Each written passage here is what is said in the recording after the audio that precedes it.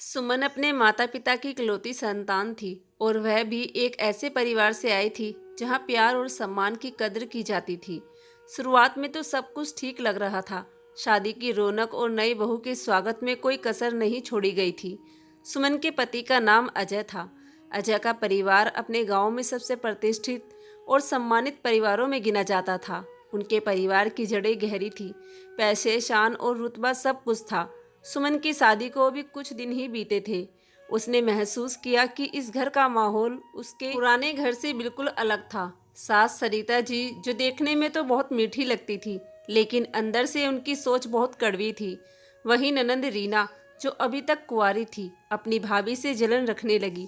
उसे लगता था कि अब घर में उसकी जगह कम हो गई है। सुमन बिना किसी शिकायत के हर रोज सुबह जल्दी उठती, सारा काम निपटाती और परिवार के लिए खाना बनाती। सरिता जी और रीना अक्सर उसे छोटी छोटी बातों पर ताने मारती। देखो, रोटी भी ठीक से बेलनी नहीं आती, तुम्हारे घर में काम सिखाया भी है कि नहीं। सरिता जी की आवाज़ में हमेशा तिरस्कार होता। सुमन ने मन ही मन सोचा, शायद मुझे और कोशिश करनी चाहिए। हो सकता है मैं सही तरीके से काम नहीं कर रही हूँ। उसने अपनी तरफ से पूरी मेहनत की, लेकिन सरिता और रीना को इससे फर्क नहीं पड़ता था। एक दिन सुमन ने नाश्ता थोड़ा देर से तैयार किया। रीना को ऑफिस जाना था और वो देर हो रही थी। बस इसी बात पर रीना का गुस्सा फूट पड़ा।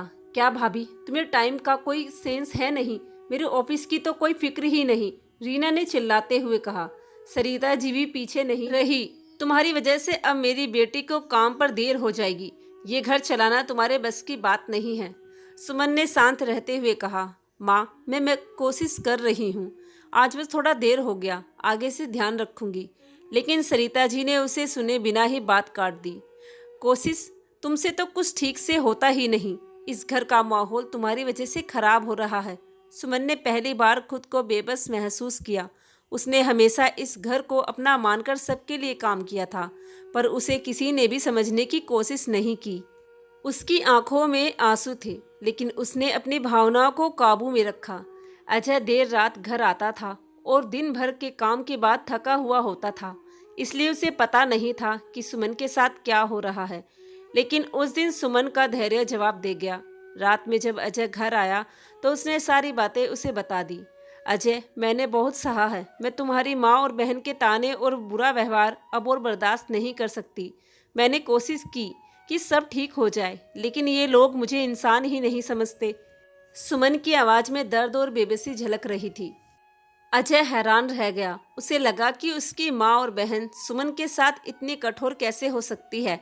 उसने पहले कभी ध्यान ही नहीं दिया था, लेकिन अब उसने तय किया कि वो इस मामले को और नहीं टाल सकता। अगले दिन अजय ने अपनी माँ और बहन को बुलाया और कहा, माँ रीना, ये सब क्या है? दोनों ने उसे आश्चर्य से देखा। अजय ने सीधे शब्दों में कहा, सुमन मेरी पत्नी है और इस घर की बहू भी। वो कोई नौकरानी नहीं है जिसे तुम लोग बस काम करने के लिए यहाँ लाई हो। मैंने उसे इस घर में सम्मान के साथ लाने का वादा किया था और मैं उस वादे को निभाऊंगा। सरिता जी चौंक गई। अरे बेटा, ये क्या कह रहे हो? हमने तो कभी ऐसा कुछ नहीं किया। हम तो बस उसे सिखा रहे थे। अजय ने कड़ा स्वर अपनाया। मत सिखाने और ताने मारने में फर्क होता है। मैं देख रहा हूँ कि आप लोग उसे जानबूझकर परेशान कर रही हैं। अब से सुमन के साथ कोई बुरा बर्ताव नहीं होगा। अगर ऐसा होता रहा तो मुझे अलग घर लेकर रहना पड़ेगा। ये सुनकर सरिता जी और रीना दोनों चुप हो गई। उन्हें एहसास हुआ कि अजय अब और बर्दाश्त नहीं करेगा। सरिता जी और रीना को अपनी गलती का एहसास हुआ। सरिता जी ने सुमन से माफ़ी मांगी और कहा, बेटी, हमें माफ़ कर दो, हमसे गलती हो गई। हम तुम्हें समझ ही नहीं पाए।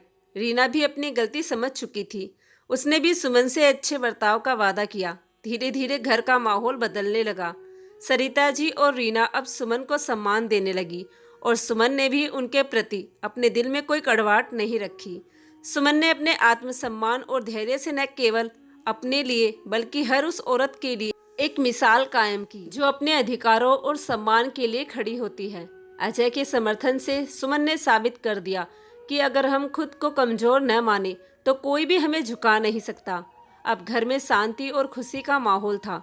सब मिलजुल कर रहते थे और सुमन को भी वो सम्मान मिला जिसकी वो हकदार थी। दोस्तों, कभी कभी जीवन में हमें अपने अधिकार और सम्मान के लिए खड़ा होना पड़ता है। हर किसी को अपने आत्मसम्मान की रक्षा करनी चाहिए और सही समय पर आवाज़ उठाना बहुत ज़रूरी होता है। तो दोस्तों, ये कहानी आप लोगों को कैसी लगी? कमेंट में लिखकर ज़रूर बताना। और अगर कहानी पसंद आई हो तो प्लीज़ हमारे चैनल को ज़रूर सब्सक्राइब कर लीजिएगा। धन्यवाद।